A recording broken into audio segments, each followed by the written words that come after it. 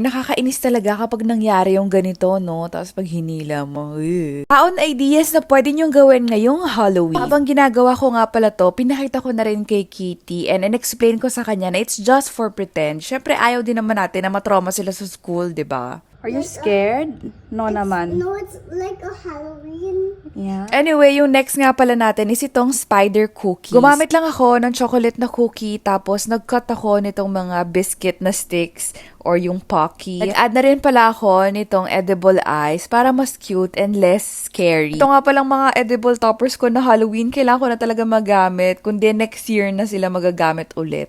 Abaw. Last naman is itong orange na gagawin nating pumpkin. So, kailangan lang natin ng nori or ng seaweeds. Tapos, nag-cut lang ako ng 3 triangle. Mayonnaise nga pala tong kanina pang ginagamit natin na nag-a-act as glue. Wow, do you like it? Yeah. What's your request, Kitty? Vampire lips.